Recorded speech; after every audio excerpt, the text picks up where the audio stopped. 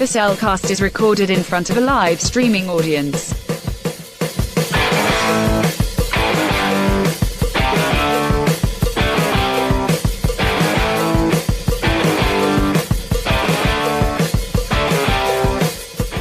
Hello and welcome to another episode of The Cellcast. Joining me today is a man who is just not feeling himself today. Said something about hail and Hydra. I don't understand what's going on. Welcome, Jacob. Yeah, sometimes it's like, jeez, dude, don't do that again. Okay. Just making sure. Oh my God. Making certain. Yeesh. Like, next time, dial down D just a little bit next time. I can't help. I love how you think I have control over Deedlets. Yeah, thanks, D-Lit. Ow! That's just cramp. Ow! Deedlet can't talk while the intro's play. Apparently. But she tells me, hush. Why, thank you. Didn't know I could hear her without the Pokemon noises, but whatever. Why, thank you. Ow, that still hurt. Why, thank you. Let me introduce our co-host, the man who just needs to learn how to be teammates with each other. Learn to work together. Why, welcome, Drew. Well, if you would just eat more, I don't have a good here.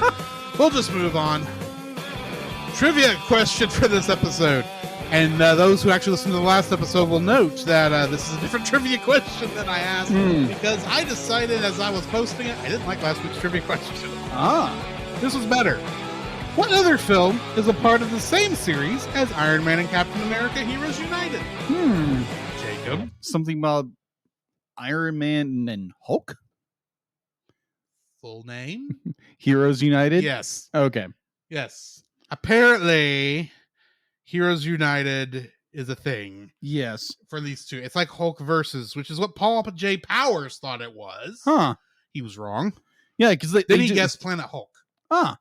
Also wrong. Yeah, I know they do. There are far better Marvel films that have come out more recently. Some of them are live action pieces. No, animated. I'll take your word because I haven't actually seen a lot of the animated Marvel movies. I've seen a few of them. I've seen an animated Marvel show that we will probably be covering after we finish with Rapunzel. Possibly. But Timothy Ratliff also guessed The Avengers. Also incorrect. And then, hang on, there was some guesses on the other thing. Yeah, we have a new group, by the way, and I'm posting the trivia question there also, which is the Cell Nation. Go look for that group. It is still public, so you don't even have to ask us to join. Yeah. But I posted the trivia question over here also, and I'm looking for it. As he scrolls and scrolls and scrolls and pretends he's not a scroll. I'm not a scroll. Okay. We had two comments over here. Francisco Ruiz of the Retro Rewind podcast, who Paul was also on that podcast. Anyway, he guessed X2 X-Men United. Oh, fun. To which Paul J. Powers then posted United 93 with a picture of a United airplane. Yeah, ouch, Paul. Yeah, that's not it either. Yeah, ow. That's just a little dig in the shoulder there, Paul. Just a touch. Just a bit. But anyway, yeah, all of y'all got it wrong this week. Womp, womp, womp. So, I'll be asking another trivia question at the end of this episode, and we'll post that on the Facebook page and group. So keep an eye out for that. In the meantime, Jacob, how are you doing? Man, I'm doing pretty good. Week's going pretty good. I got an unexpected request yesterday from work. Because today, originally I was supposed to do my normal job, which is sacking. And I was called to the office and be like, hey, Jacob, I'm sorry. That's how normally these conversations start. I'm sorry, but... I'm sorry, but you will never go out to the gas station ever again. No! It wasn't that. Apparently, Nina, who's probably she's one of the sweetest ladies I work with. And let's get her mad. You just really do don't want to get Nina mad. But she said, "Hey, you're already coming in at 7. Can you check instead of sack?" Because apparently there was a miscommunication on so and so who could check, and I was like, "Okay, sure, no problem.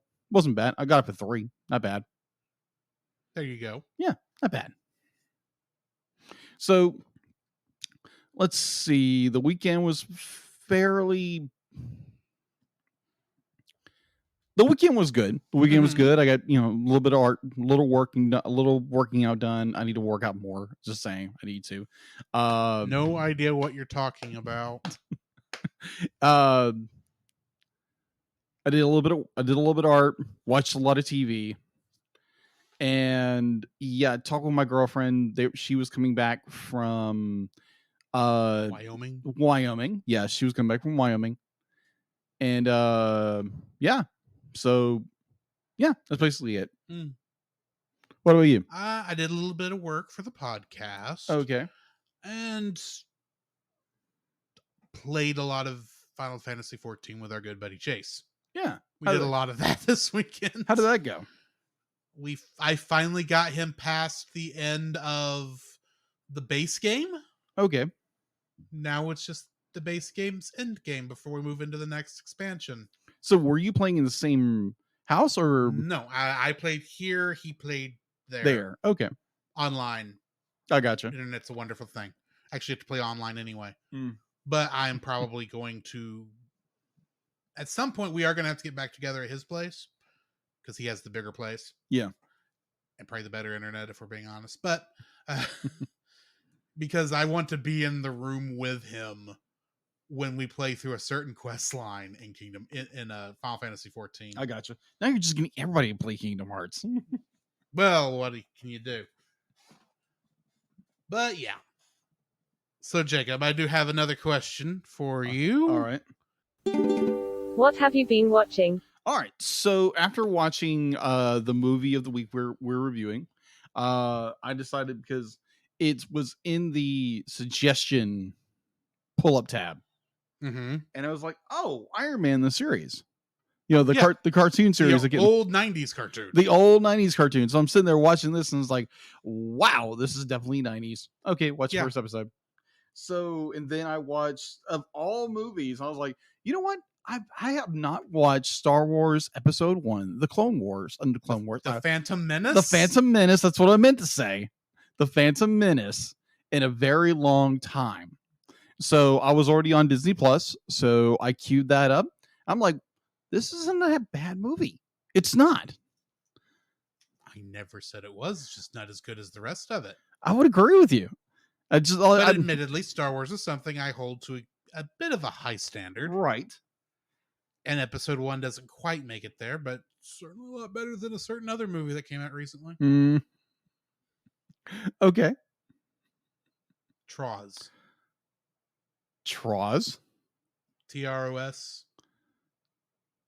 The Rise of Skywalker. Like I said, Troz. Troz. Okay. Gotcha. Either or, I watched that. I watched like most of it. And there again, I am very scatterbrained and it's like, oh, squirrel kind of moment. So I turned that off. And so we were over at Chase's house to do our Bible study. But instead of doing the Bible study, we did. There was only me and you, and it was late, and I think we were all tired. Yeah, that is true. So we watched Is It Wrong to Pick Up Girls in a Dungeon? This is like the third time I think we've watched that there. Yeah. We're almost done with the first season. Yeah. It's interesting. I have more qualms with pronunciations. No, not that. It'd be like, yes, that too. You've gotten used to being called a character being called Hephaestus, aren't you? Yeah, Hephaestus. Festus. I know Hephaestus is the real name for a mythical god. Right. But either or. The way they designed one character, I'm like, wait, Hermes is a cowboy? Dude, I'm still trying to figure out how that little girl is carrying that giant backpack. True. So true. So we were watching that, and it's just more our main character. He is be like, oh shucks, great guy that all the girls love and the guys hate. Oh, he's gonna be a pain in the neck later on. Oh, probably. He's got his own Anyway, Yeah. The guy who gets his butt pulled out of the fire every turn, but just by some sheer chance, or he meets somebody who gives him a really powerful gift just because they like him.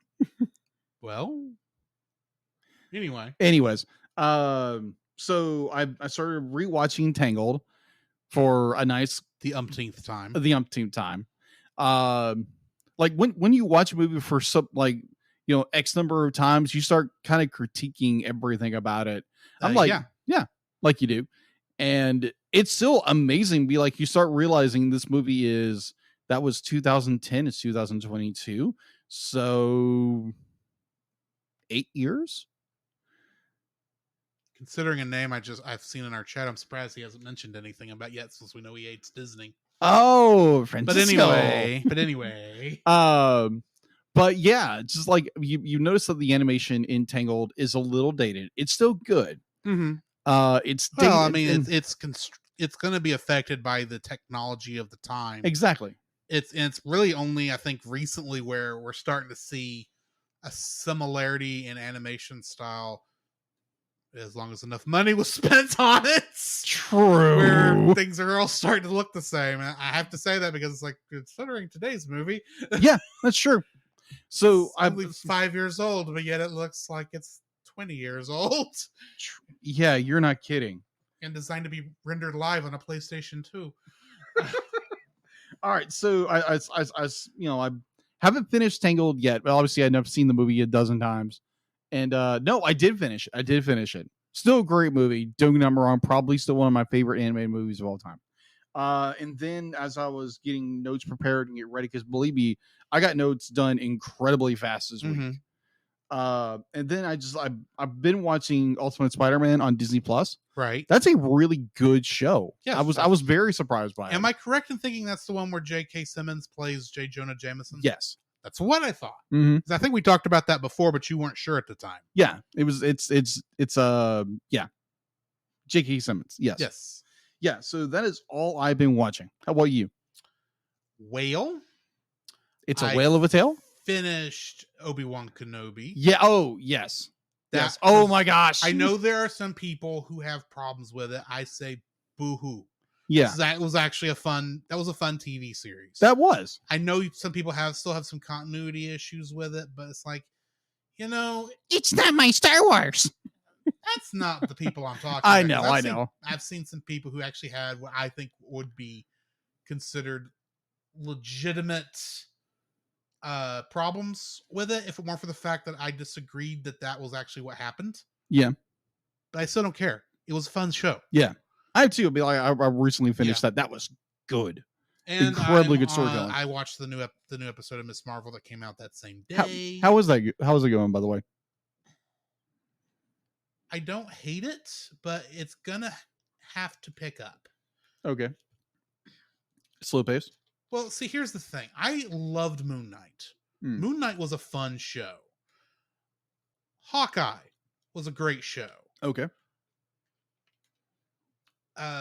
Loki. If you can't tell from the people who, those in the video who don't know, or audio listener, you don't know I'm wearing my Gator Loki shirt right now. This is Glorious Purpose. Obviously, I liked that show too. Apparently. But those all had a certain level of quality that technically Ms. Marvel has also. Yeah. It's just the story is taking its good sweet time and not in the way I'm enjoying as much. It's not a bad show. It's just not as good as I want it to be. Okay. How many episodes are they? It's going to be 6. 6. Okay. And you can tell it's leading into what I think is called the Marvels, which will involve Brie Larson's Captain Marvel with this Miss Marvel and Trouble from WandaVision. I can't think of her name. Rambo? Right the daughter. The daughter, Rambo. That doesn't sound right either, but I know it is. The daughter of Rambo. Not that Rambo. I know it's going to lead into that, but I don't know. I'm not seeing this show hasn't gotten its hooks into me yet. Gotcha. I'm still watching it because I've watched anything Marvel at this point just to keep up. But it is there. It is there. I should have watched the last episode of Spy Family, but I haven't gotten to it yet.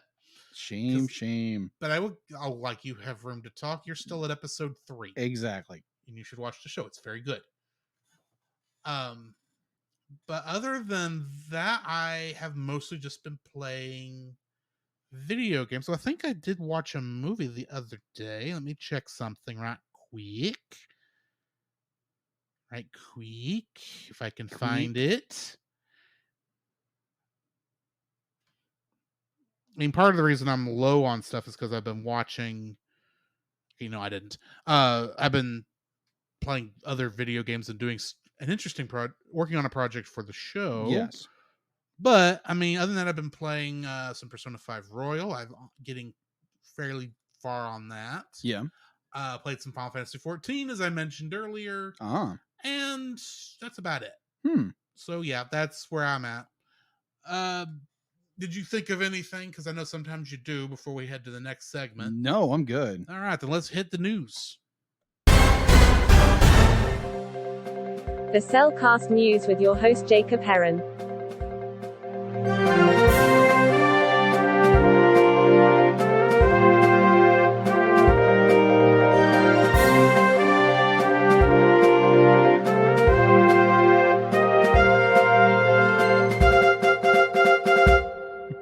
Why, thank you, Dealet.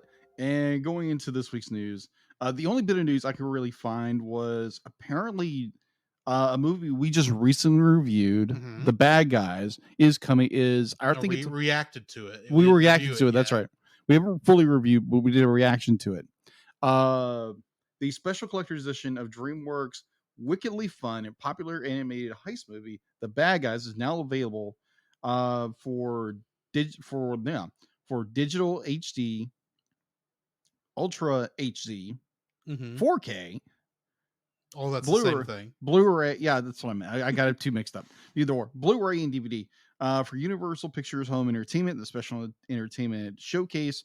An all new original short comes full with never before seen bonus features, including deleted scenes, exclusive interviews with cast and crew, Mr. Snake's frozen pop recipe, character drawing tutorials, and more. Okay. So I think that's all the news I could find, unless you know anything else. Not that I'm conscious of. Okay. So why don't we go ahead and go into the spoiler-free section? Certified fresh and spoiler-free. This is an okay movie. Okay. We're, of course, talking about Iron Man and Captain America Heroes United. Yes. I'm not going to say don't let your kids watch it because I think it is family friendly. Oh, it's definitely aimed towards kids. It is definitely aimed towards kids. I'm not too happy with some animation things. We will talk about that definitely when we get to dislikes. A little bit. Yeah, a little bit. But it was an okay story. It was just very quick. Yeah. Somehow, and it was still somehow an hour long. Yeah. Still don't understand that. It's an hour and 30 minutes. It's an hour and a half? I thought it was only an hour. No, it's an hour 30 minutes. The last time I checked. Then I need to update my score on Backlog Golf. Well, let me double check that before you do that. Continue. But I mean, it's not bad. It's just not great, I guess. Right. I mean, admittedly, I'm gonna have a tendency to compare this to What If, right? Which, granted, the animation is of a similar pay scale, but this is like so cheaply done. It is. Like I don't know if this is pre-Disney buyout. I don't think it is. Isn't it 2016 when this came out? Or was it 2014? 2014. 2014, and, yeah. So it's definitely post-Disney buyout. Okay, and correction. Like, the movie runs an hour and 11 minutes. Okay, that's why I said it was an hour. Okay. But it's an hour and change. Yeah, it's okay. It's just not great. Yeah. It was a fun hour. That's about all I can say about it. Okay. Without spoiling the movie itself. Right. So, what are your thoughts? I I'll reflect a lot of what you just said. The story is okay. It's very simple. It's nothing really you can grab a hold of. The animation is A thing. It's yeah. I'd be like, honestly, I wasn't the biggest fan of this movie. It was like there was part of me. It's I like couldn't have told that from when you asked me to make the meme this week. Like the point where it'd be like I could be watching Civil War and be having a whole lot more fun than this movie. Listen to my dislikes later. Oh yeah. Oh yeah. But dislike section may be the longest section of this episode. Maybe. Is it family friendly? Yes. Like kids will get a kick out of it. I don't think parents will really enjoy it because there again, I'm gonna go into spoilers if I keep going. Yeah, I'm not the biggest fan of this film. I'm not, and I will explain why later. All right. Well, then let's go ahead and hit the bumpers, and we will get to spoiling this thing. The Cellcast would like to thank the following patrons: Josh Adams, Ashley Cronin Bitter. To get your name on the show, plus uncut episodes, early access to the Cellcast Plus reviews, and special art from Jacob, please donate to us on Patreon. This podcast is a proud member of Culture Box. Whether you enjoy geeky reviews, comedy, or original fiction, you can open up the Culture Box and find something excellent for your soul. Point your web browser to culturebox.media. Geek Devotions is a collaboration of devoted geeks that are devoted to letting people know that they are loved. They produce a weekly geek culture-infused devotional, their podcast Com Talk, another podcast where they talk about bad movies called Bottom Shelf, and another podcast where they read books, allegedly. And there are written articles, all designed to encourage and challenge people in the geek community, bridging the gap between their faith and their geekdoms. Find all their content at geekdevotions.com. This show is a part of Pop Americana. For more great shows like this one, please check the link in the episode description. Do you like Star Wars? I don't just mean the original trilogy. Along with that, I mean the prequels, the sequels, the anthologies, the animated shows, and of course, who doesn't like Baby Yoda? Well, if you've been in the fandom for any length of time, you know how toxic the fandom can get. And if you'd like to be able to discuss a galaxy far, far away in a much more positive light, might I suggest searching out The Outer Rim, a Facebook group dedicated to all of Star Wars, and check out their YouTube channel, which you can easily find at Pop Americana, which the podcast you're currently listening to is also a part of. To find that and more, check out the link in the description. The following is a spoiler-filled review for the movie Iron Man and Captain America: Heroes United. Listener discretion is advised. Viewers' discretion advised too. This is not that great a film. Spoiler alert! Yeah, this movie was directed by Leo Riley, who also directed a series of episodes of The Fast and the Furious Spy Racers. Yeah, that was the thing. I had never heard of this before. Yes. And I thought, this makes as much sense as the RoboCop cartoon from the 90s.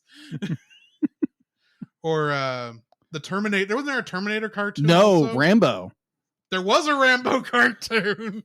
The Rambo, there was Chuck Norris. There was supposed to be an alien one at one point, but it got canceled. Of course it did, but that's okay. You could still buy the toys. Exactly. Because rated R stuff is for kids. Exactly. Anyway, this was also written by Henry Gilroy and Brandon Auman. Of course, it's based on Captain America, created by Joe Simon and Jack Kirby, and Iron Man, created by Stan Lee and Jack Kirby. Getting into the cast, we've got Adrian Pasdar, who played Iron Man / Tony Stark. And do you remember the television show Heroes? Yes. Do you remember the character of Nathan Petrelli? It sounds really familiar. Yes. He died in the first season. Okay. Spoiler alert. Not really. That's an old show. No one cares. Okay. But he played that. Okay. Roger Craig Smith was the voice of Captain America / Steve Rogers. And he is the current voice of Sonic the Hedgehog in the games. In the games. Everything but the Sonic, the 2 live action movies. Oh, okay. Yeah. So there's that. Mm. Sonic is Captain America. That's interesting to note. But anyway, kind of want to see what Sonic would look like in a Captain America suit. But anyway, let's move on. Huh. I'm not suggesting you draw. Oh, that, okay. unless you just I'm already get bored. I'm already doing one thing for the cover. Yeah. Fred Tatasciore was the voice of Hulk and a S.H.I.E.L.D. agent. And, of course, he was Lieutenant Shax in Star Trek Lower Decks. Huh. You know, the Bajoran security officer who has one of my favorite lines in all of Star Trek. But I will not be quoting it again because I don't have it in front of me and I'll probably get it wrong. Got it. David Kaye was the voice of Jarvis and another computer voice. Mm-hmm. And he played Megatron in Beast Wars. Really? Yeah. Or yes. Yes. He played T-Rex Megatron. Oh, that is glorious. But also we've got Clancy Brown as Taskmaster. Yep. Who also played Lex Luthor in Superman the Animated Series. Didn't he do something with SpongeBob? Yes, he was Mr. Krabs in SpongeBob SquarePants. Ah. Probably what he's more well known for, unfortunately. Yeah. But I'm a 90s kid, not a 2000s kid. Right. Liam O'Brien was the voice of the Red Skull, and he played another red character in Final Fantasy VII Advent Children, Red 13. Oh, okay. He played the wolf? Is he a wolf? Wolf, tiger, something. thing. I don't know what he is other than his real name is Nanaki. The Naki. That's all I know. Okay. Robin Atkin Downs played Dr. Fump and a computer voice number 2. Doctor. Oh, one One of the two doctors. Oh. But apparently his name was Dr. Fump. I don't think they ever said these characters' names, but no. This is how it was in the credits of this movie as Dr. Fump. What if they just call it Dr. 1 and Dr. 2? That would have made more sense. It did. But anyway, he played the character of Angelo in Suicide Squad, the movie. Oh, okay. And D. Bradley Baker was the voice of Dr. Cruller and a Hydra Trooper. Huh. And he is, of course, every single clone trooper in Star Wars: The Clone Wars and many other connected animated shows, including all but one character in Star Wars: The Bad Batch. Really? Yes. And like a bunch of other things. I think he even played Boba Fett at one point because, of course, he's the same character, except not. But anyway, I mentioned to you before we got on that this had probably the highest ratio of Kingdom Hearts characters to people who aren't in Kingdom Hearts. Mm-hmm. So I'll just go through that real quick. D. Bradley Baker, as I mentioned, was Dr. Cruller. And he is Waka in Kingdom Hearts. Waka Waka. Robin Atkin Downs, who played Dr. Fump, he is both Luxord and Davy Jones in Kingdom Hearts 3. Arr. And I think he talked to himself for a couple scenes in that part of the game because he was playing both characters. Wow.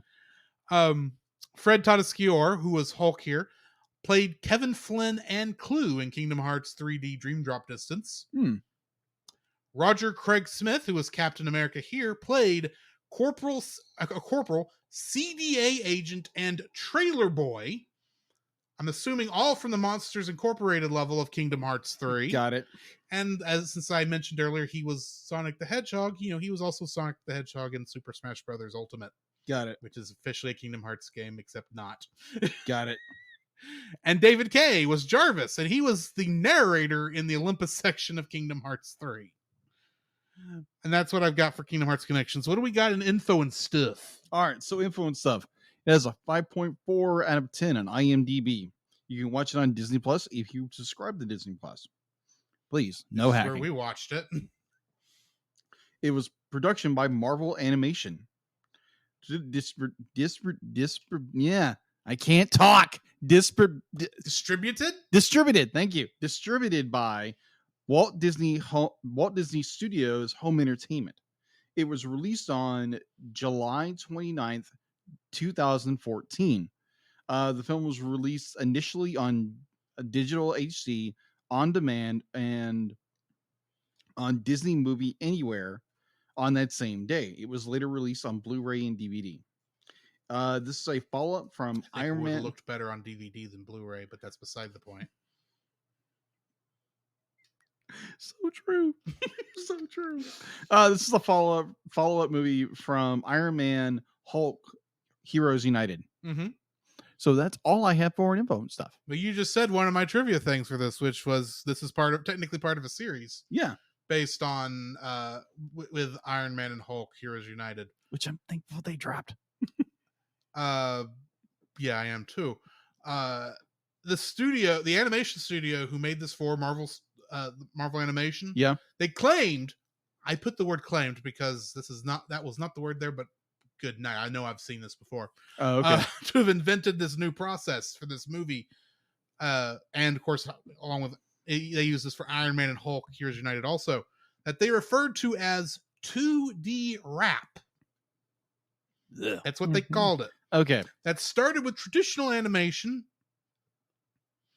then scanning into the computer to wrap it around a character model to give texture and weight to backgrounds, and I love this line, strongly emphasize facial expressions. Yeah. More on that when we later. get to dislikes. But first, I need to read the summary for this one. Ugh. Red Skull and Taskmaster strategized a plan to be rid of Captain America by stealing the weapons that belonged to Iron Man. After the two heroes' training was complete, the Hydra soldiers infiltrated the helicarrier and headed towards the weapons vault. I didn't realize that was a helicarrier.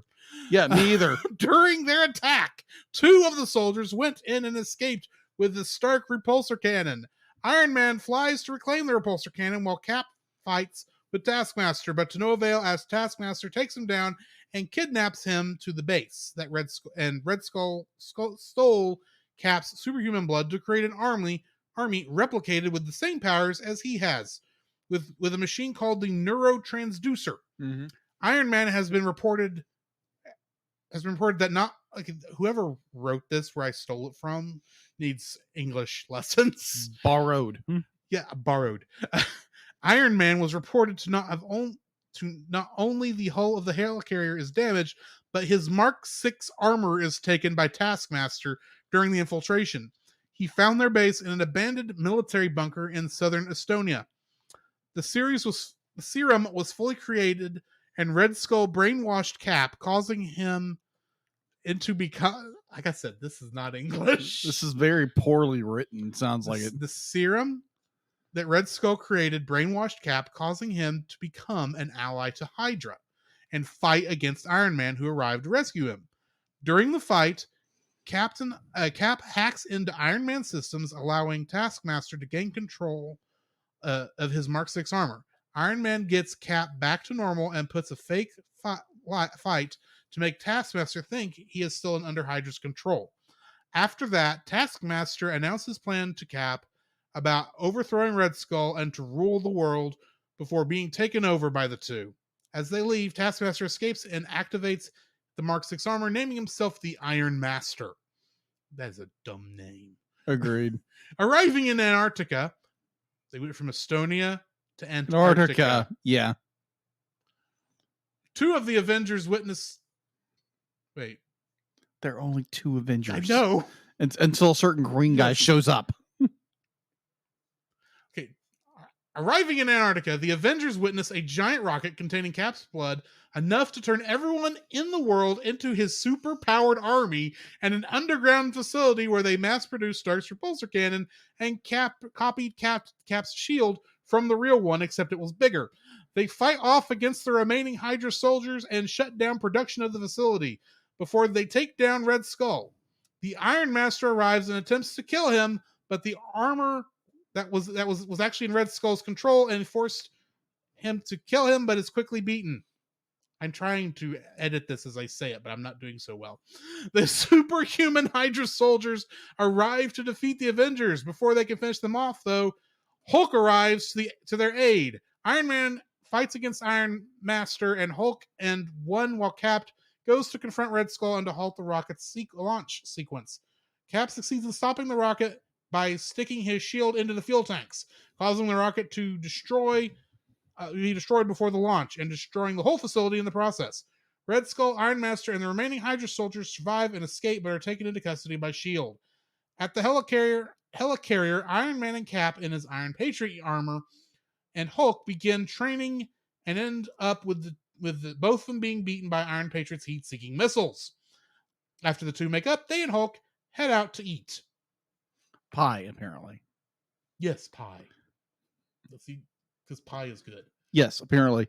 I wondered if it was apple pie, but anyway. Okay, so to paraphrase a fictional pop star, It just raises too many questions. No, It that's does. not what you were going to say. No. I'm quoting somebody else. I'm quoting a DC movie. Summary say what? Next time, I am going to reread these things before I go live. I got that off of Wikipedia. Okay. Most of the time, Wikipedia is edited into English, but that I don't think anyone must have looked at, since someone who does not speak English natively must have wrote it back in 2014 because nobody else cared. But anyway, I know you're not a big fan of this movie, but what is your first like? My first like of this film would be Clancy Brown's performance as Taskmaster. Okay. Now, Grant, I'm not a fan of his dialogue because most of his dialogue is like, huh? What? Because there again, the story is so just, huh? What? It's very much a thing happens and we react. Yeah, pretty much. And that leads to another thing that we react to. Yeah, just his performance of as Taskmaster, I thought was very well done because Clancy Brown always does a very good job. Oh, yeah. He's a very good voice actor. And I mean, when he can play both Lex Luthor and Mr. Krabs, that is true. That just shows you his range right there. That is true. That is so true. And just to kind of throw that into the design of Taskmaster's suit, I kind of enjoyed. Yeah. I both his normal suit and the Iron Man variant. Yeah, a little bit. I like his regular suit better. Yeah, I agreed. But I just the overall Clancy Brown's performance was very good in this film. I can't say much about everything else. So yeah, that's my first like. My first like is Hulk Ex Machina. Yes, because they had no way of escaping to us. Like, you know what? I know this is only called Captain America and Iron Man, but we need Hulk. Pretty much. And we don't have a good way to throw him into the story. So we're just going to drop him like a gamma bomb into the story. Yeah. And he's just going to be there till the end of the movie. True. And we're going to talk about it, but it's just like, nope, this is the only way we're going to end this. Yeah. Which makes me wonder, I'm now actually curious, what happened in Iron Man and Hulk Heroes United? Did Captain America show up as at the last second? Because this is probably the only 3 heroes they actually designed in this system. Yeah, system. I mean, Hulk here does like he does in Avengers. Yeah. He smashes, and he does so beautifully. Yes, agreed. He's just fun to watch, and especially since he's fighting fighting characters. And it's kind of obvious he's going to show up because all of Red Skull's army looks like they've had Hulk's blood put in them too. Yes, and the fact to be like they kind of this series of films seems to kind of tie in loosely with the MCU, but not. I mean, they did use some music from the different Avengers movies. They did. So, I mean, there is that at least. Alrighty. So what's your second like? Mine would be the exact same thing. Hulk's out of the blue appearance. I'm like, it's like, okay, once we got a picture of the I'm going to call them the Hydro Stompers. Except they weren't Hydra Stompers. Hydro Stompers. I still want that toy. But you can't call them Abomination either, because that's a different character. And apparently he was in the Hulk Iron Man movie. Yes, he was. But it's like once we saw those character designs, I'm like, okay, is Hulk going to show up? And sure enough, you're going to have Hulk show up if you're going to have Hulklings running around everywhere. Pretty much. I was like, okay, here's this big bulky design, and it's like, oh, okay, when's Hulk gonna show up? And of course she shows up. Yeah. I'm like, oh, okay, and like you said, be like when he showed up, be like the movie actually got fun for a hot minute. I'm like, okay, this is kind of fun. It's a little paint by numbers, but yeah, it's like he's just throwing people all over the place, and like it's. Yeah, I'll get into a part of that I don't like later on, but when it comes to just the pure fun of the scene itself, where Hulk is throwing around these abomination lights, whatever they are, I'm calling them Hulklings because that's the only thing I can think of. Even though they're supposed to Hydralings, even though they're supposed to be actually based off Captain America's blood. Yeah, and they have a Tony Stark's tech infused to their arm. Yeah, it's like, boy, I really do feel sorry for this because they were all mind controlled to do this. Oh yeah, it's like I didn't sign up for this. Yeah, but overall, I his sudden appearance was kind of like, oh, okay, here's the Hulk. Here's how our characters get out of this jam. But just when he shows up and starts thrashing these characters around, I thought it was very fun. I agree. What is your number dos? Or my second is a lot of these fight scenes are actually pretty well choreographed for what the limitations that this animation style has. Right. And they're shot very well. I mean, admittedly, the minute that you see Cap get captured, I'm thinking, okay, when did this movie come out? How far away are we from the controversial moment in the comics where we saw Captain America say, "Hail Hydra"? Yeah. I bet you this is like super, super close. Yeah. And that's what they were banking on because, I mean, even Endgame used that Hail Hydra thing. It did. Cap said as a joke. Mm-hmm. But I'm betting it was super close, or definitely it happened after that. So it's like, I knew that fight between him and Iron Man was going to happen, and it was going to be a lot more crazier than their training session was. And I'm still disappointed that it ended as fast as it did. Yeah. Especially when they were fighting over hydrochloric acid or whatever. Was that what it was? It was hydrochloric acid. Yeah. And so, and the thing is, Iron Man falls in there. I'm thinking, okay, he's acting and he's acting poorly, and this is intentionally poor acting. Mm-hmm. But he just mentioned earlier, it's like, I wouldn't want to take a dip in there, sir. I wasn't planning to. I'm thinking, and yet you just went in. Yeah. And you're going to come out fine. Yeah. Because you had a shield? Yeah. Is that what it was? Yeah. I just remember he fell into the green goop because honestly, you could have called it anything besides hydrochloric acid and I would have believed it. Right. Because I didn't know what the stuff was. Right. You could have called it gamma radiated booze for all I know. But it's a Disney movie, so it's green. It's obviously bad. Of course. But anyway, it was, like I said, it was okay. Yeah.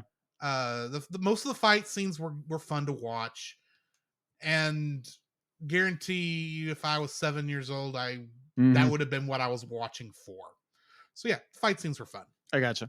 What's your third like? My third like would be. You don't have one, do you? I'm gonna say it. The credits. When the credits roll, I know this is bad. I know this is bad, people. But when the credits rolled, I was like, okay, it's over. Thank you, Jesus. This is finally over. I did actually like how they showed the characters in that. Yeah, I did. I mean, they used that animation earlier on when Cap's getting brainwashed, and I thought that was interesting. Yeah, I would agree with you on that. So yeah, like the end credits were done very well, kind of reminiscent of what the MCU was doing at the time. Yeah. And I enjoyed that, but I was really glad when the end rolls credited. What is your third like? I like that the Red Skull is actually pure evil in this. Yeah, agreed. He's the only Marvel character I think you can actually get away with that with. But I mean, you don't like Taskmaster either because he's obviously just being a mercenary, being Right. very selfish. But I mean, he is still you get the feeling, at least with Taskmaster, Yeah. if somebody paid him better, like if Tony Stark says, "Hey, I'll pay you like twice what Red Skull's paying if you'll just fight Red Skull," he'd do it Yeah, in a heartbeat. in a heartbeat. He is a mercenary after all. But he can't do that because Red Skull technically mind controlled him too. Supposedly. I have some issues with that, but not enough to go into dislikes, ironically. Right. But the Red Skull, just like, I'm going to take over the world and I'm going to shoot this rocket into the sky. When it explodes, it's going to somehow rain down your super soldier serum, and the world will become my devoted minions. But that's not how blood works. Maybe that's how his serum works. I can let that go because this is obviously, you're not supposed to think about it that hard. Yeah. But I will think about probably too hard. He's in South America. He's in Antarctica. Yeah. They don't say which part of Antarctica. No. Granted. But do you know what's far away from Antarctica? What would that be? 75% of the world's population. Estimated. So we're estimating this thing is being shot from Antarctica, and it's supposed I assume north.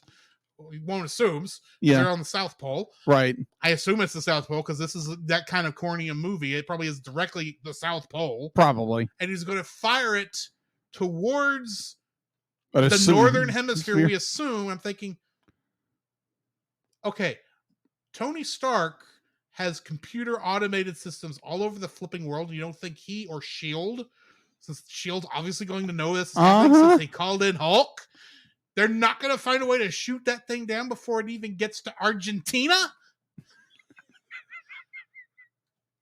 Oh my gosh. I'm sorry, that is a problem. And I'm not going to get into this dislikes, but it's like, this is Snidely Whiplash levels of evil. Yeah. And to some degree, I like that. Okay. Understandable. Because it's just like fun. It's like, okay, you're evil for evil's sake. Yeah. I'm fine with that. Yeah. You'll never claim to be evil because this is not quite that show. But you are essentially evil for evil's sake. And that's fun for a villain. Okay. We don't get that enough, in my opinion, because we've become our culture's gone too overly obsessed with humanizing all our villains to the point where they all think they're good guys in their own mind, and that gets boring after a while. Agreed. It is very refreshing to see a villain be a villain. Right. And that's who Red Skull is. I mean, Red Skull is the only guy who could piss off the Joker. That is true. Because that happened. Yeah. In one of the few times that Marvel and DC did a crossover, like before they got really pissy about their movie franchises. Right.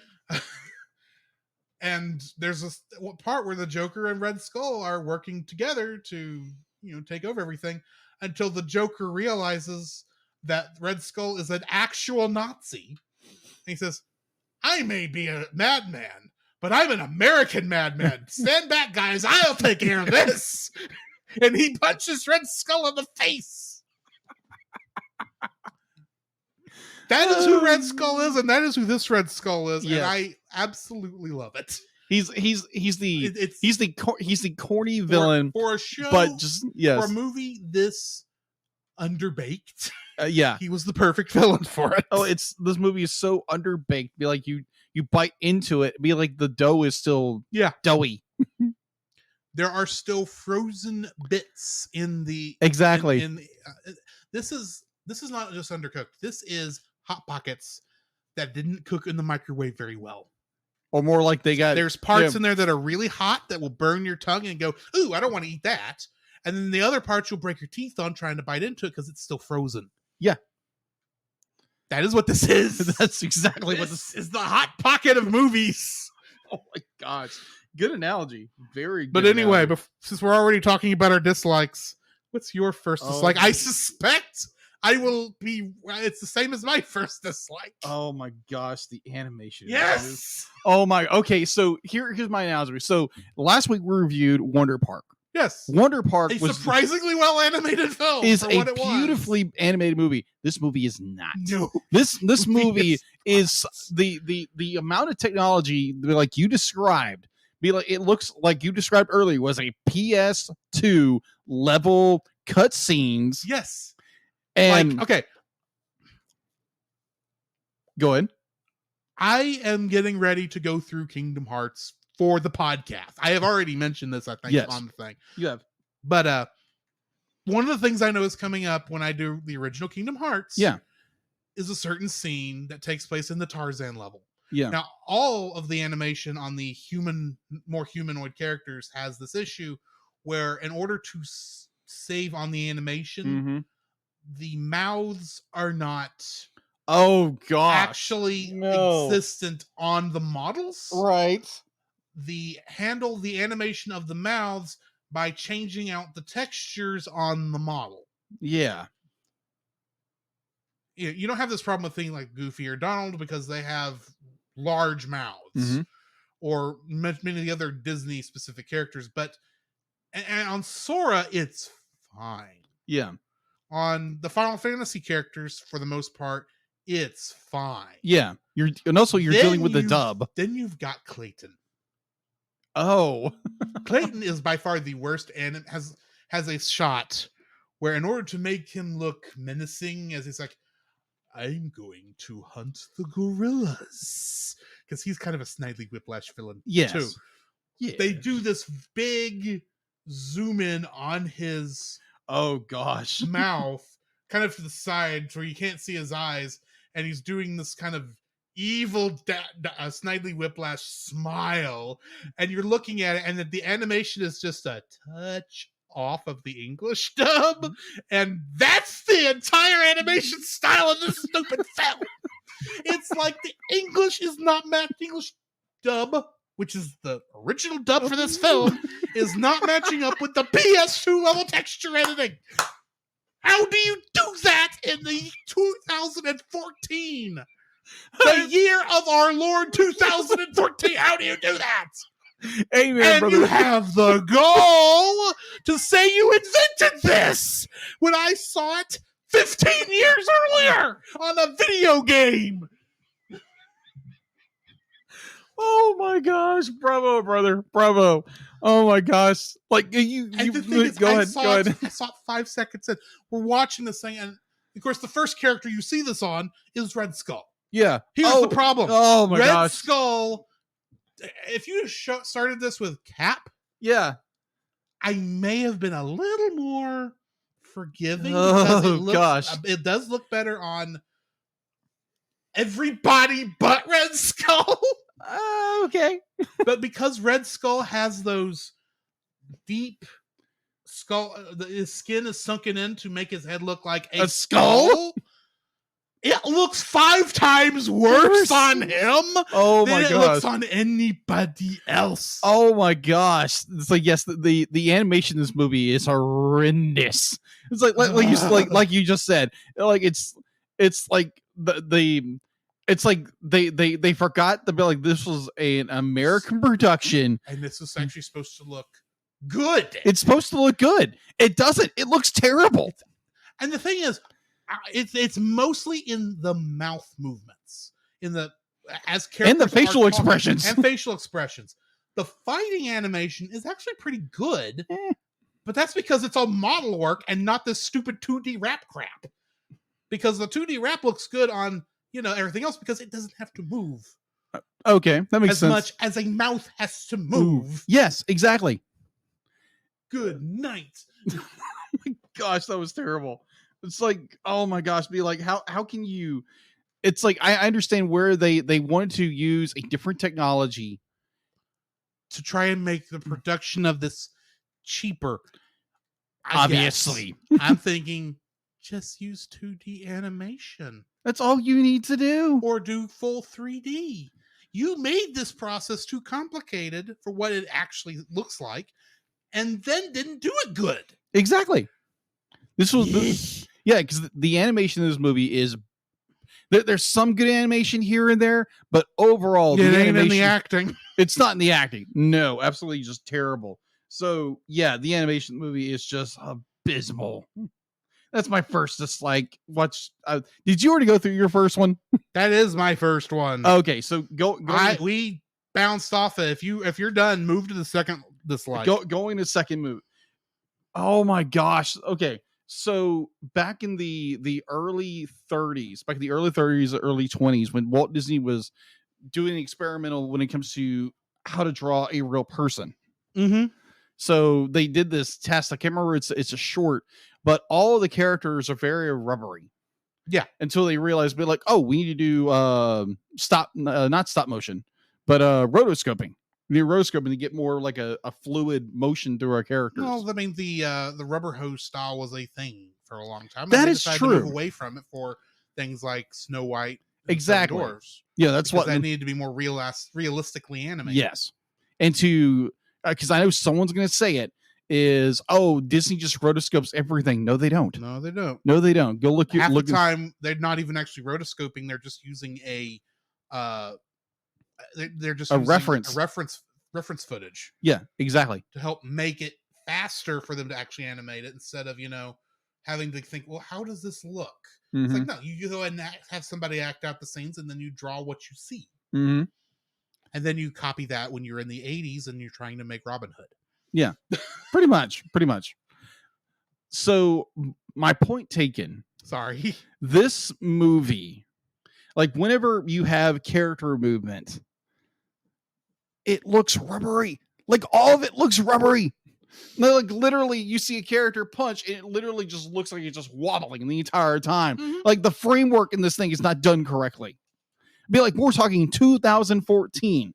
We're talking Tangled's already been out for at least 4 years. Well, I mean, it would be one thing if they were actually trying to do a lot of squash and stretch because of a more cartoony look. Right. But this is not cartoony. I mean, no. You should be, as much as Marvel should have been looking at how DC was animating their stuff and try to match that style with their looks. Yes. That's just what they should have been doing. Yeah. And that's not what they did. Yeah. Now, granted, some of the newer DC stuff looks like they aren't animating it at all, but nuance. Anyway. Yeah, to me, it's like, okay, they went back to the drawing board all the way back to 1930s, 1920s. And so like, oh yeah, this rubbery look looks great. Let's just go with that. Not if it's not a cartoon. Yeah. Not if it's not a comedic thing that's supposed to look like something from the 30s. Yeah, because literally, if you're watching the video, so I'm going to use the illustration. So I'm going to throw. And it's not as exaggerated as it's not actual rubber hose animation. No, it's not. That's different. This is like the model work on this is atrocious. It is atrocious. So the idea would be like for our viewing audience, and I'll try to describe it as our audience, our audio audience as well. So if I threw a punch, say I'm throwing a punch at Drew, be like naturally you're going to have that natural flow of that punch. Yeah, and there should be covers through, and there should be at least some deformation of the face, but not a whole lot. Yeah. So in this film, otherwise, be like it's literally the punch. It literally be like you have like separate frames for every single move. Like this movie just kind of takes all the cheat modes they can to get through a punch. Okay, so and it's so abysmal. Let me finish. Go ahead. I think I know what the issue here is. Okay. We have seen stuff that's been animated on ones where they have animated every frame. Yes. We've seen stuff that's animated on twos where in order to save time, they animated every other frame. Yeah. I think this was animated on fours. Yeah, that's what they did every fourth frame. Because that's what it looks like. Which makes it on par with the animation in Homestar Runner, which is a Flash cartoon on the internet for free. That's what it looks like. It looks like it's that cheaply done. And except Homestar Runner was funny. But it was supposed to be that way. Anyway. But it's like that's a good observation. It looks like they animated this thing on 4, so it literally looks like punch. You've already gone through the punch. Yeah. And it just looks a bit, and they look like they do a really bad transitional scene between each frame, and it looks like it's rubbery. It looks like every single like physical move these characters make, unless it's like really quick, it just looks bad. It looks abysmal. And I'm like, Marvel, what are you doing? You have been purchased by Disney at this point. And the thing is, the TV shows they were doing on Disney XD, were 10 times better than this. Yes. You talked about watching Ultimate Spider-Man. Yeah. That was the same time period. Yeah. If not the Thor. Right. It's just like, good night, because you're exactly right. After watching Ultimate Spider-Man, I'm like, wow, the animation is really well done in this. I'm like, Marvel, what are you doing? They were trying to make a cheap 3D movie to make a bit of money. And they failed miserably. Except we're talking about it. And it's just. But anyway. Bleh. So yeah, I'm done ranting about this. Yeah. Anyways, what is your second dislike? Iron Man's helicarrier looks stupid. Oh my gosh, yes. I'm sorry, but if this is supposed to be vaguely connected to the MCU, like they want you to think it is, right? How about you actually base your helicarrier off the helicarrier in the movie instead of drawing a spaceship and calling it a helicarrier? Yeah, because we actually do see a helicarrier later on in the show, but it doesn't look like It doesn't look like Iron Man's helicarrier. Iron Man's helicarrier looks like it came right out of some cruddy little 60s sci-fi animated thing. It just reanimated things. It looks dumb. It does. I remember looking at it and thinking, did my streaming quality go down? Am I having to buffer? That's how bad it looked. And it was purple and green. Purple and another kind of darker hue. It was dumb. It was dumb. It was so dumb. It would not even make a good toy. No. And that's the thing. You assume cartoons of this caliber are made to sell toys. You think this would be a bad toy? It would be. No kid would want this toy because they want the helicarrier they saw in the MCU. Oh my gosh. Especially since you recreated that helicarrier in Ultimate Spider-Man. You did. And other things, because that's just the modern look for a helicarrier. Uh-huh. Dude, heck, Lego Star Wars. Sorry, not Lego Star Wars. Lego Marvel had the MCU helicarrier, and you couldn't even make this doesn't even look as good as that does. And that thing had Lego studs all over it. That thing looked like it had warts all over it because of how it had to be designed for that game. And you couldn't even make it look as good as that. Oh my gosh. You people you stole that thing could not have been designed for this production.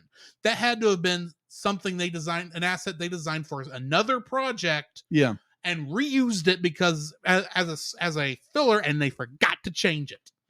Especially since the interior architecture of that thing does not match the exterior architecture of the thing. That is so true. Oh my gosh. Breathe, brother. Breathe. What is your third dislike? My third dislike. Oh my gosh. Animation in this movie is abysmal. I'm just going to repeat that again. We know this, but what we specifically? Oh my gosh. Like is it the fact that all the backgrounds are blurred? Partially, yes.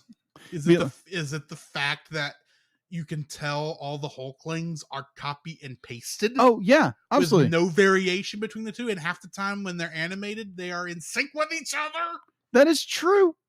That is so true. I'm sorry, this is your dislike. Yes, it is my dislike. I'm just guessing. You're partially right. So I'm talking about environmental. Yes. So you have all of these enormous spaces, like all the characters are in, like enormous environments. Like, yes, they have boxes in them, but there's no people anywhere.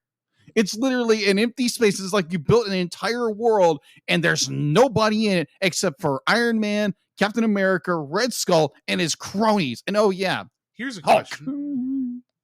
The helicarrier I just got done complaining about. Yeah.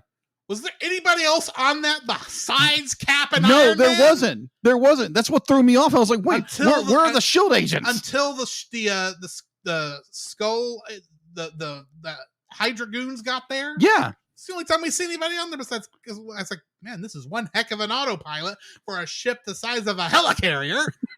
Allegedly. Allegedly. Allegedly. Not a helicarrier. That is not a helicarrier at all. It's just like there's so much vast space in like every shot. Like the opening shot where Cap and Iron Man are duking it out. Which that's fine. That was actually a good concept for a shot. It was of a scene. But it's almost like they reuse that with each other. But yeah. It's just like every environment is so huge. Be like, yeah, obviously you want a large environment, but there's nothing in these environments. Like, absolutely. Be like, yeah, you have like background stuff that's a little blurry, like you said before, is blurry. A little blurry? Half the time you can't even tell what you're looking at. That is true. That is true. Thank you. Thank you for the observation. It's just like, oh my gosh, like everything is like, it's like put a character in the background. He doesn't have to move or just simple animation, something. Do something with the background. It's just like, don't get me started with special effects in this thing. Oh my gosh. I'm going to be sick from animation sickness. Mm-hmm. D-Lit, give me a bag. She said here, but don't get it on the carpet. Anyways. Thanks, D-Lit. Yeah, that'll be fun. Oh my gosh. But yeah, that is my rant is over. Okay, so here's my third dislike. Mm-hmm.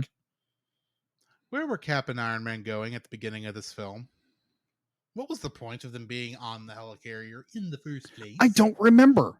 That's because they didn't say. As far as we know, the entire reason they were on the helicarrier was to train. Yeah. You could have trained anywhere. Why are you on the helicarrier unless you're going somewhere? Because that's not a helicarrier on the ground, not going anywhere. It's a helicarrier in the air that has to be going somewhere. True. Is it just patrolling? And if it's just patrolling, why are there only 2 Avengers on this thing and nobody else? Especially since they leave it flying by itself for 75% of the movie, while they're on opposite sides of the world from it. Especially if they went to Antarctica in another plane. Oh my gosh, that is so true. Oh my gosh. It would have made more sense if there was at least somebody on there, like knock off Sam Jackson, or heck, there's a good excuse for you to bring in Clark Gregg to be Agent Coulson, since they don't like killing him anymore. You bring him back and everything but the MCU. But anyway,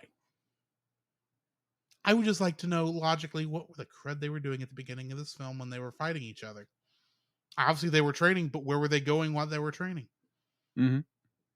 It's the story itself. Be like, there's some decent points here and there where the characters have to learn to work together, but it's such a just bland, boring story. Especially when Cap decides, okay, I'll be more spontaneous like Iron Man. Yeah. Like,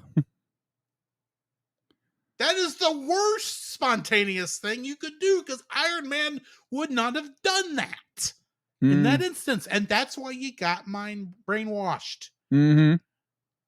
And don't get me started with, Cap be like, it's like, oh, this was my plan the entire time to get brainwashed. It's like, oh yeah, I knew the camera is here. I'm going to wink to the camera, which I know Tony's going to be watching. I'm like, oh my gosh. Which gosh. he didn't do in the original scene. No, he didn't. It's like, oh my gosh. There were so many times where it's like, oh, or you could tell it's like we wrote the scene, and then we wrote another scene later and decided, okay, we need to explain why we're in this next scene, because we didn't set up why we went to this next scene in the last scene. Yeah.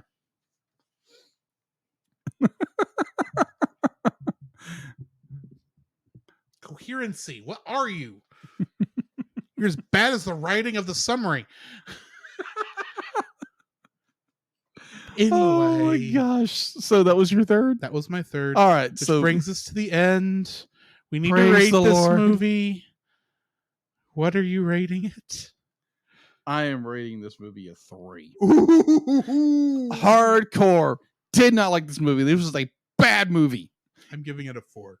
Oh, okay. You're actually giving a little more grace than I I'm did. giving it a little bit of grace because I could at least have fun with this film.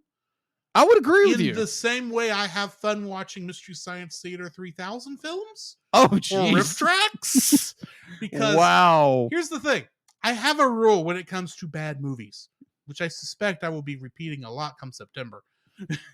If you can't be good, be interesting. Yeah. This movie is at least interesting. Yeah. There's a lot of fun you can have with this movie. This is not bland at all. Right. It's a very spicy movie. The problem is the spice doesn't do anything. There's no meat to this film. Agreed. Agreed. And there's a lot, like I said earlier, this is a Hot Pocket, but this is a Hot Pocket that someone sprinkled Cajun seasoning on. Yeah. I would agree. Yeah. Perhaps I'm Cajun curl. But anyway, you don't even know what that is. No, I don't. Except Either. you've had it. Really? I've used it in cheeseburger casserole. Really? Okay. Yes. But anyway. Anyways. That brings us to the end of this film. Yes. Which Thank means the Lord. Which means we need to talk about another Marvel film, but not Marvel, another Disney film that is probably better. I don't know. What I keep hearing is better. I heard mixed things. But Agreed. then I've heard mixed things of every Pixar movie in the past 5 years. True. So yeah, we are doing Turning Red next week. Mhm. And I am now looking up trivia to ask a trivia question. If I can type, I really should have this done ahead of time, but I forget it every week. It happens. So what did you guys think about the movie? Comment down below if you're watching it live. Are you listening to it? Comment down below where you're streaming at, and let us know what you thought of this movie. All right. Our trivia question for the next movie, Turning Red, is this is the first Pixar movie where an on-screen character does what? Oh, okay. And no, it's not turn into a red panda. Oh, well, darn. Even though that is technically true. But anyway, we now need to jump into some Rapunzel's Tangled adventure. And the masters of the universe. Thundercats are on the move. Thundercats are loose. Cocktails, woo.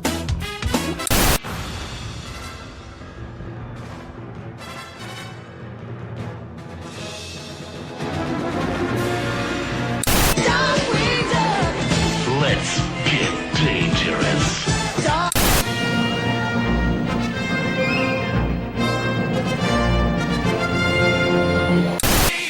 Building a rocket or fighting a mummy or climbing up the Eiffel Tower.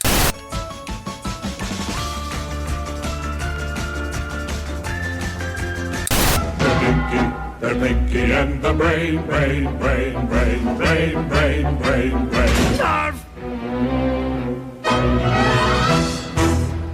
First episode we are looking at today is The Brothers Hook. Mm-hmm. Directed by Tom Caulfield and written by Ricky Roxburgh, with a guest cast of Brad Garrett as Hook Hand. Yes. Reprising his role from Tangled. Mm-hmm. And Bradley Whitford as King Trevor, who is reprising his role from season 1. Yes. In this episode, Rapunzel takes everyone to see Hook Hand in concert. However, this brings back bad memories for Hookfoot, as he is always overshadowed and looked down on by his elder brother. Hook Hand is revealed to be employed by the self-centered King Trevor, who wants Hook Hand to perform at the wedding ceremony between the Seal of Equus and the Seal of Approval. I'll say it that way. Hookfoot finally fulfills his childhood dream of dancing by humiliating King Trevor in a dance-off, which he wins as the female seal, the Seal of Approval, is the judge. This finally brings Hook Hand to accept his younger brother's dreams and allows him to accompany him on the road. On the road again. This makes Hook Hand's first and only appearance in the series. Along with his brother, Hookfoot leaves the group after this episode. This episode marks the second appearance of King Trevor after In Like Flynn. Mm-hmm. Inside Hook Hand's caravan, we see Gunther's skull flower arrangement, and his sad puppy painting from the I Have a Dream scene Ah. from Tangled. Ah. Hook Hand's outfit and his golden hook are the same that he wears in Tangled Ever After. Okay, that's right. And this is the final appearance of Hookfoot in the entire series. Wow. So, what is your thoughts on this episode? This episode seems more like a filler, because you have the what happened at the end of Rapunzel and the Great Tree. Mm-hmm. This seems like almost like a filler in between it. But like, it's a good episode, don't get me wrong. It's just more like, okay, where are we now? I would not say that it is filler, because filler implies that it's not doing anything for story or characters. Okay. Now, granted, there's not a lot of story going on here, except the caravan's still missing. Yeah. But we do, this being the final appearance of Hook Hand, this actually finishes his story. You mean Hookfoot? Hookfoot, sorry. It finishes his story from when he first was introduced in season 1. True. So it is, I would not consider it filler, because this is a proper send-off episode. I would agree with you there. Which is far better than a lot of the season 1 characters got. Okay, so Poor Freeborg. Oh, Freeborg. Oh my gosh. She's just the running joke. She'll be back. Oh yeah, she's back. I'm sure she's back. But what I'm referring to, it seems like a filler because we don't get a resolution until the next episode. Right. So it's more of a, you could say this about a lot of season 2 episodes so far. That is true. But it doesn't immediately pick up where our story, right. So it kind of picks up like somewhere else, and then we go back to, our main story. So in a way, it's kind of a side story. It's kind of a filler, but it's not really. It's a side story, but you can't really put this episode before or after where it's sitting, because if you put it after, you got the problem that Hookfoot's not in any episode after this. And true. If you put it before, you already got Cassandra in her armor. Yeah. Which I feel sorry for Cassandra having to run across the entire countryside in that big thing of armor. Right. But thanks, Rapunzel. But yeah, I mean, I get what you're saying, because it's like, it doesn't, after we just got through with the Great Tree, mm-hmm. and Cassandra is still having to deal with her feelings from there. They don't get resolved till mm-hmm. the next episode, and probably not completely if what I understand is going to happen. Right. I don't know if I can't consider it filler, because it's literally, it's like, for some reason they decided after this point, maybe it's because the actor, for whatever reason, decided he didn't want to be on the show anymore, or was too busy or something. Maybe. They wrote him a actual send-off episode, and they placed it, and it just so happens that where they placed it had to go between these 2 episodes. Yeah. I wish I'd have thought to look at the release order, or the release dates for these, because I suspect the episodes before the Rapunzel and the Great Tree was kind of a season 2.5 premiere kind of a thing. Like maybe there was a break between, possibly like a fall set of episodes in the spring, and it came back with Rapunzel and the Great Tree. Yeah. And then this was the first normal episode. Yeah. And then they continued on with the next one, and in the intervening time, they gave Hookfoot a way to get out. Yeah. Because maybe the actor just didn't want to do it anymore, but they couldn't put it in before Rapunzel and the Great Tree. Right. Or it could have just been like, okay, this is the character's planned exit, so we're just going to place it here. That's what I mean. Yeah. I'm suspecting it's like they might have been stuck between a rock and a hard place, storyline wise. Mm-hmm. And maybe the next episode was originally intended, when they were writing out the episodes, to come immediately after that. Or it could be like, because sometimes they'll actually put 2 or 3 episodes between a big episode like that, Rapunzel and the Great Tree, and resolving people's actions between it. Right. And maybe this time they only was able to get the one in because they had to give, since this is a road trip thing, you can't just have one of the major characters on the road trip just disappear. That's true. You got to explain it. Yeah, give an explanation, and they actually give a whole episode They do. explaining and really finishing off a His story. character that had almost no character before this, other than he's Hook Hand without being, but we couldn't have Hook Hand, so we had to come up with a replacement. Yeah. Because that's kind of who he is supposed to. That's what's happened with that. I agree with you. You couldn't get Brad Garrett to reprise his role. True. Except for this one episode. Right. You have the other time he showed up, but anyway. True.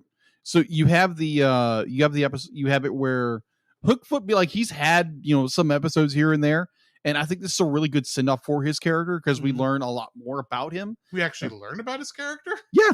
Other than he's just a grunt. Yeah. That has feelings. But we know all the barbarians have feelings. So. Yeah. Exactly. So I think it's a good send off to this character. It's sad we don't see this character anymore because I kept thinking in the back of my mind, like watching the entire series, I was like, where's Hookfoot? He left in this episode and apparently had no reason to come back during season 3. Yeah. Even for a cameo appearance. Yeah, which would have been either way. And he can't show up in Ever After because that was made before all this. True. Even though it takes place after all this. True. That's going to be interesting when we get done with the series proper and then go into Happily Ever After. Ever After is going to have to or come Ever After. On because we actually talked. No, we changed our minds on that. Yeah, we did. We did. Never mind. Anyway. Yeah. Anyways, it's a good episode. It's very much about like mending old wounds and getting past the problems in which maybe you had an older brother who just was a relentless and be like, because you had a talent that was different or something like that. And I like it that Hook Hand kind of he warms up his heart to soften a little bit to it's like, hey, my little brother, it'd be like, yeah, it's like let's give him a chance. Let's not just downplay him the entire time. But I enjoyed it. It's sad that it's the character's last episode, but I think it went off in a fairly good point. All right. Let's go to the next one. Yeah. Rapunzel Day 1. I like this episode. This was written by Stephen Sandoval. Directed by Stephen Sandoval and written by Leanna Dindal. Guest cast for this episode. There is no guest cast. No. This is the first episode we've had in which no guest characters show up. Mm-hmm. It is literally our main cast, and that's it. And for the most part, it's really just Raps and Cassandra, except for a little bit of the rest of the crew other than that. But anyway, Rapunzel and Cassandra come across an abandoned magic stall while searching for parts of their destroyed caravan. The stall contains a wand of forgetting. Cassandra impulsively wishes that Rapunzel would just forget about everything when she was tired of her trying to patch things up between them, which results in Rapunzel regressing to when she was still in her tower with Mother Gothel. The German version of the title in English translates to "Everything starts at the beginning."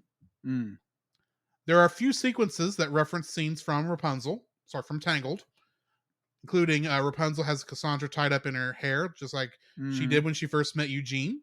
Exactly. Rapunzel hits herself with her frying pan. Feeling grass beneath her feet for the first time, again. Screaming when she sees a rabbit, but apparently a scream of delight rather than fear this time.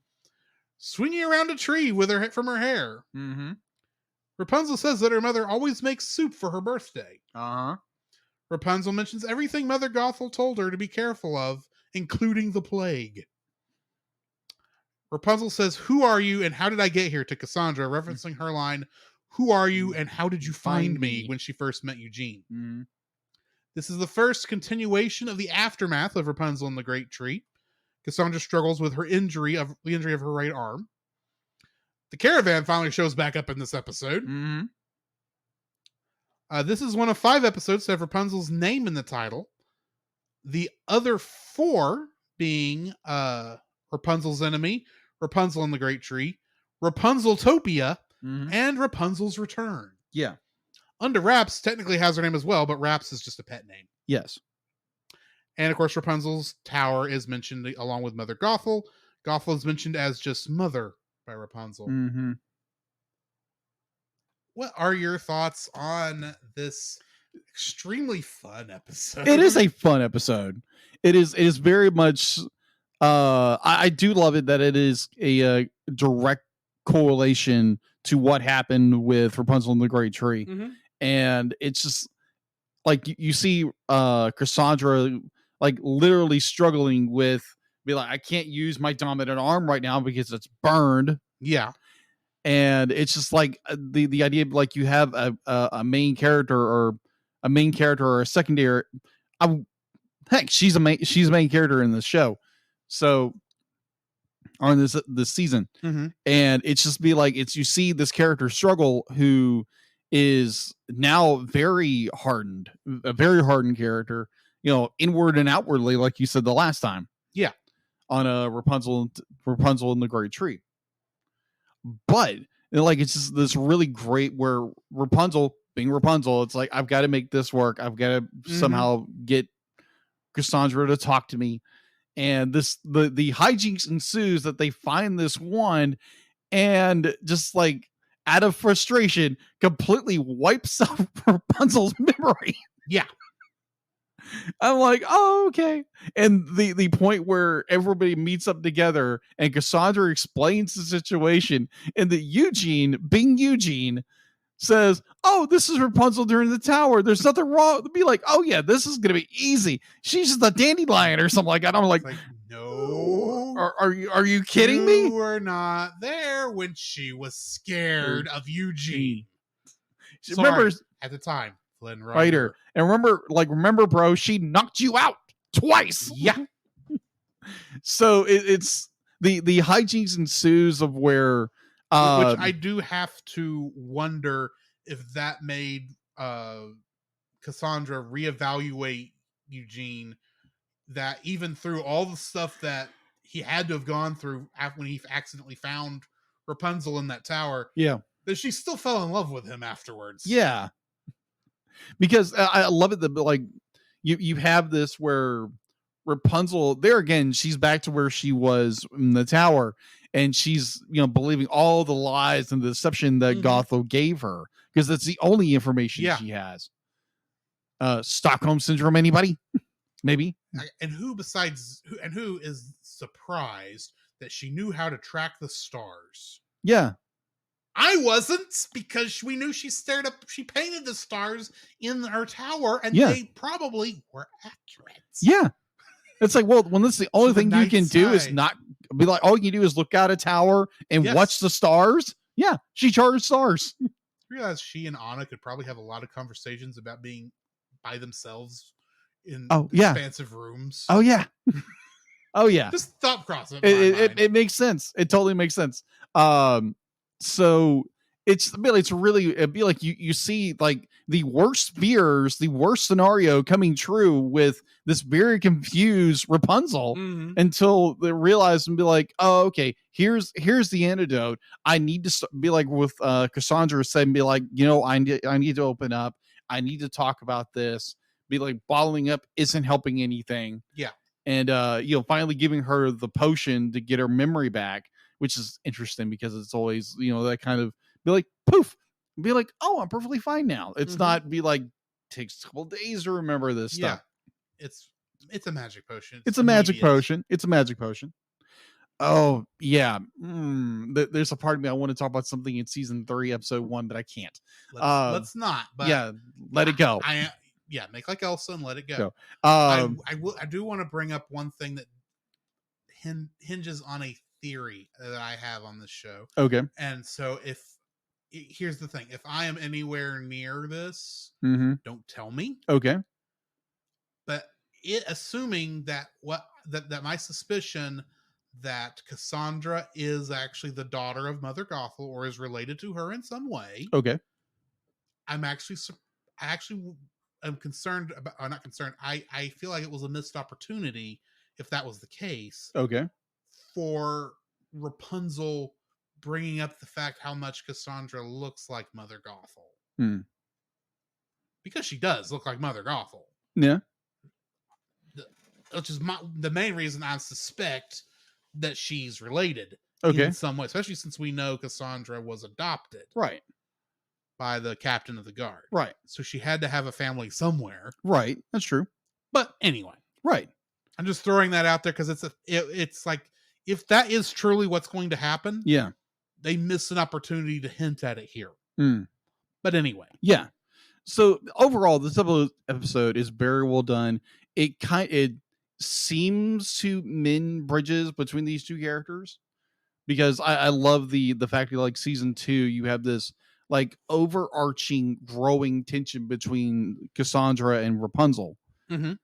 The idea that Cassandra is like, she's trying, her job is to make sure that Rapunzel gets where she's going and make sure she's safe, and Rapunzel's always kind of be like not listening to her, be like listening to her reason, listening to her logic, and kind of going over everybody else and I can see where that would cause friction. Yeah, it does cause friction in those kind of situations.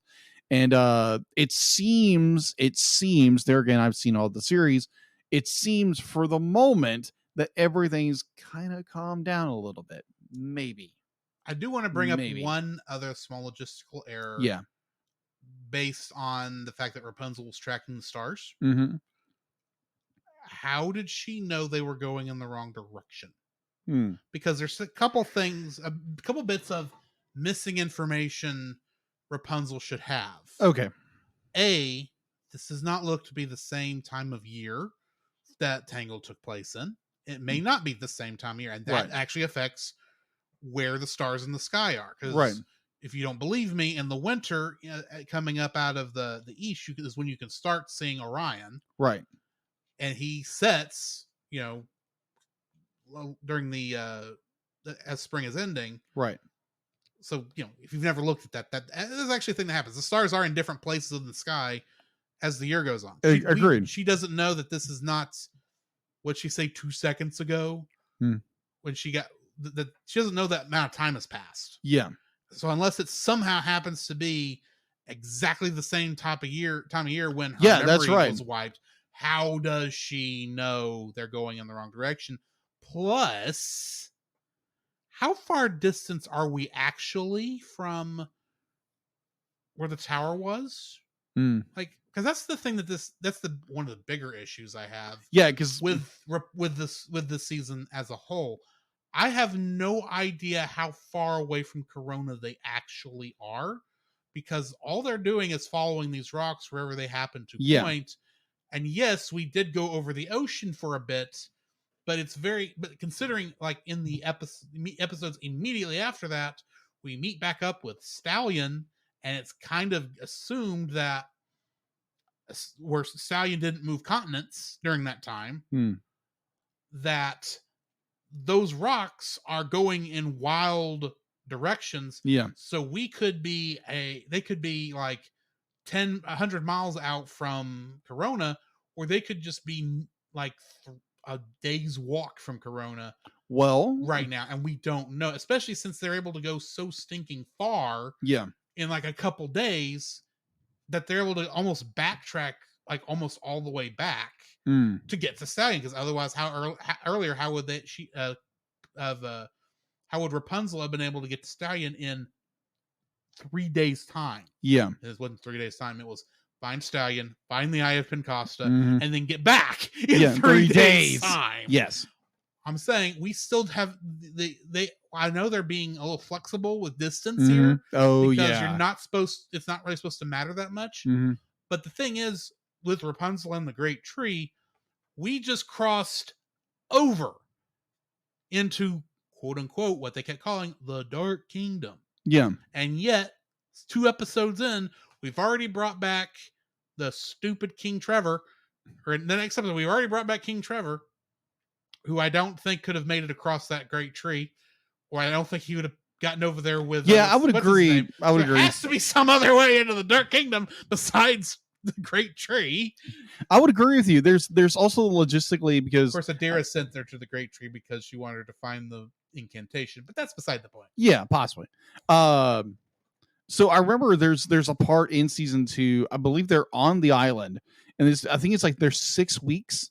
They're 6 weeks out from Corona, or something like that. They said they'd been on the road for 6 weeks. Yeah, they've been on the road for 6 weeks. But the thing is, if you're on the road for 6 weeks going in a straight line versus being on the road for 6 weeks and doing a zigzag pattern back and forth, you're not going to make it as far. True. And it's very obvious that the way the path of those rocks are, they're not going straight towards wherever they're going. Right. They are kind of meandering around, and they're meandering around in such a way that we're still within, like, the, for lack of a better term, the bright lands of, or the Corona hinterlands for the most part, even when we're supposedly in the Dark Kingdom, which when we saw the Dark Kingdom in the first episode of season 2, looked to be a wasteland. Yeah. We're nowhere near a wasteland right now. Yeah. Hey, we've been through a wasteland earlier, but we're moving back and forth so much that I have no idea where on the map in relation to Corona we are at all. We could be, about to come back to the coast. We could be about to cross the Corona wall again, for all I know. Yeah. Especially as fast as they were able to find Hook Hand. And then travel there to get to where his concert was. And to some degree, why is the only place that Eugene has talked about having been to before been Varderos? Well, and Pencosta, but why are these the only two places they've mentioned, or not? Yeah, why are these the only two places they've mentioned he's been to? Because he's found everywhere, especially with the spoiler that I accidentally saw when I was doing research for an earlier episode. Told me about who Eugene is. Yes. He should have seen he should be recognizing where they're going. But anyway. Yes. I think that's my last of my rants. Yeah, overall, be like, I completely agree with you. It's not that this is a bad show. It's just, these are things, if you're going to have a road trip show like this, because I had the same problems with Thundercats. Yeah. 2011. If you're going to have a road trip show for this, I need to have a feeling we're actually making it somewhere, and that we can't just double back and be back home in a day. True. And honestly, it feels like they could turn around right now and be back in Corona within a day's travel. Maybe 3 at the most. But anyway. We'll get there when we get there. Are you telling me they actually explain this at the end of the season? I'm not saying a word. Have they gone in a giant circle? Because I would not be surprised at this point. I'm just saying, because when we get to season 3, it gets a little funky. I know season 3 is called Rapunzel's Return, and from the picture I see on IMDb, I'm assuming that's Return to Corona. Possibly. We'll get there when we get there. In the meantime, this has been Drew. This is Jacob. And we will catch you in the next frame. Oh, bother. You can follow Jacob on his Facebook at Jacob B. Heron. His Facebook page, Jacob's Daily Art Corner, where he tries to draw each and every day. His Instagram at Jacob B. Heron. His Twitter at Jacob Heron. And his Letterboxd at Jacob Heron. You can find Drew on Facebook at Drew Dodgen. His Facebook page, Drew's Photo Bin, to see his photography. His Letterboxd page at GGeorge759. His Twitter at GGeorge759. And Instagram at Drew Dodgen. You can like us on Facebook at the Cellcast Podcast. On Twitch at the Cellcast Gaming. On YouTube at Cellcast. On Twitter at cast_cell. The Cellcast can be found at Apple Podcasts, Google Play Podcasts, Stitcher, Spotify, or anywhere else fine podcasts are downloaded from. Please rate and review us where you found us, and also on Podchaser. Email us at thecellcastpodcast@gmail.com. The Cellcast is a proud member of both the Pop Americana and Culture Box media networks. For more information, please see the link in the description. Our theme song is Drop and Roll by Silent Partner. And remember, that's Cell with a single L.